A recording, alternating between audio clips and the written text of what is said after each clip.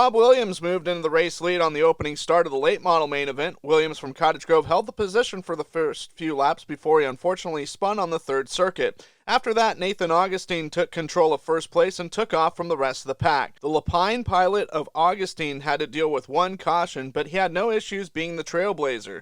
Nathan again reconstructed a significant lead over second place. On the final corner of the last lap, he nearly went off the top of the track, but had such a massive interval over the next car that he could hold on for the victory.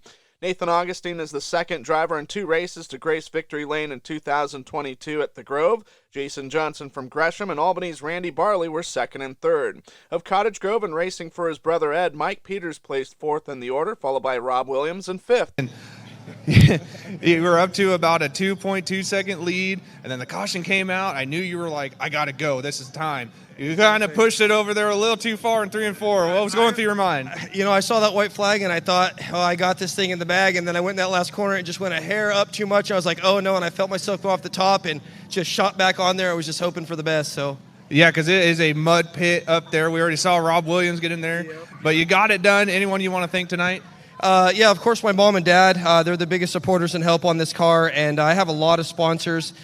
Jerry and Waltz, TL Morgan Motors, AAA Home Inspection, Augustine Construction, TNS Espresso, United Realty, and I believe that might be it. I might have missed one or two, but... Yeah, you missed yourself. Augustine Construction. Nathan Augustine getting the win here at the Cottage Grove Speedway. The Todd's Auto Body Limited Sprint main event began with Ryan Hirschbach leading the pack. The Klamath Falls teenager was making his debut in the Kinzer Cox-owned entry. However, he would be overtaken by Junction City's Shane Forte on lap 2. In the Kyle Adams fielded mount, Forte pulled away and built a decent-sized interval over second place. As the race continued to stay green, Austin Sauce began to reel in the pace setter. But Shane Forte managed to reestablish a healthy gap over Sauce when they got into traffic. Despite a lap 21 stoppage, there was nothing to slow Forte down. Shane Forte recorded his first win in the campaign and became the third different winner in as many races in the class this season. Austin Sauce was a respectable second, while Ryan Hirschbach settled for third. Shady Cove's David Marble placed fourth, and over fifth finishing Pat Desbians from Sutherland. There he is, ladies and gentlemen, Shane Forte out of the race car. Buddy, you had one heck of an event there. You led the whole race there from, I think, lap 3. And you worked the top side beautifully, went to the bottom, and you were just fast everywhere else. How's that Kyle Adams car treating you? I'll tell you what, we worked pretty hard on this car for this whole day and working some bugs out and trying to help Kyle get faster. And we proved tonight that this car can win. But I want to say thank you to Kyle and his family and his team for giving us the opportunity to run. So no excuse now, Kyle. You can do it. You hear that, Kyle? It's a winner. Shane Forte, ladies and gentlemen. The Friesen Performance IMC Northern Sport Mods, presented by Royalty Core Custom Grill and Truck Parts, had an incredible race. Springfield's Ray Comer was the car to beat in the early stages. Comer held on to the position until overtaken on the 10th circuit by his son Dustin. Dustin Comer, also from Springfield and running the Art Hyatt-owned machine, was passed shortly after the second and final caution on lap 15. Isaac Sanders of Brookings was the driver to become the new trail boss as he searched for his first Cottage Grove win. However, Sanders' advantage narrowed down to a few car lengths by his brother Matt when they got into some lap traffic. The battle for supremacy came down to the final lap, with Isaac beating Matt for the win by a narrow 0.097 seconds. It is Isaac's first career CGS victory and his first of the year. The triumph opens up his winning account in KMJ Performance Oregon State action. Matt Sanders was a close second, followed by Dustin Comer in third. Ray Comer and Roseburg racer Jordan Henry were fourth and fifth in the finishing order. Getting it done less than a tenth of a second there, my boy. Congratulations, you got the... Yeah, you held him off. Dad's in there getting all the action. You held off your brother less than a tenth of a second. You passed Dustin Comer on the top. This thing was rolling, man. Yeah, it was awesome. I couldn't really run the bottom very well. I needed the top, so I'm really happy that Dustin was running the bottom because I would have gotten by him. Yeah, for sure. Anyone you want to thank getting you here tonight? Well, first of all, I want to thank my dad right here. He did everything for us. It's happened.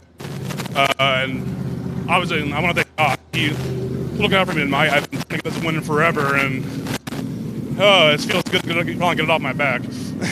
Yeah, you got to win now. Your brother's got to win. Well, how's the family dinner going to go tonight? Oh, well, honestly, it's probably going to be Carl's Jr. tonight, so I can't really say much about that. Isaac Sanders, ladies and gentlemen. The Friesen Performance IMC Modified feature started with Paul Ray seizing the lead. However, the Eugene veteran did have to deal with 4 cautions, which kept everyone close to him. On the 4th and final restart, Springfield's Jake Maiden tried to seize the coveted position from Paul. Maiden obtained P1 briefly, but Ray counterattacked to reclaim the position. Paul Ray went on to win the race and earn his second victory in 2022. Both wins have come at CGS and in KMJ Performance Oregon State and Shaw Race Cars Western Region competition. Springfield veteran Aaron Sheeler wound up second in the finishing order, with Curtis Towns of Cottage Grove and the Frank Brewer-owned car in third. Jake Maiden hit the line fourth, while Thurston's Ricky Ashley got fifth. How's it feel? Well, it feels fantastic. Yeah, that's not bad. Good for us, you know. I'm out of town. My mom's here. Do something productive, you know, when guests from out of town show up. But no, what a great deal. Yeah, I don't know. Car's good. Anyone you want to thank getting you in victory lane tonight? Oh boy, Premium Woodworking, Chris, my buddy Mark Nearing Plumbing, Jim and Sue Gregory, my wife Tracy, my son Austin, Kim with the husky there. She's integral. You know, it's just a good deal. We won twice, so what a deal. Awesome. Paul Ray, ladies and gentlemen. Cottage Go Speedway returns to racing for a doubleheader weekend, the Spring Fling, on Friday, April 29th and Saturday the 30th. 360 Sprints and Friesen Performance IMC Modifieds will be on the card for both evenings. Racing Friday only will be the Street Stocks, while joining the card for just Saturday will be the Friesen Performance IMC Northern Sport Mod, presented by Royal Core Custom Grill and Truck Parts, and the Mach 1 Racing Solutions IMCA Sport Compact. For more information, log on to www.cottagegospeedway.com.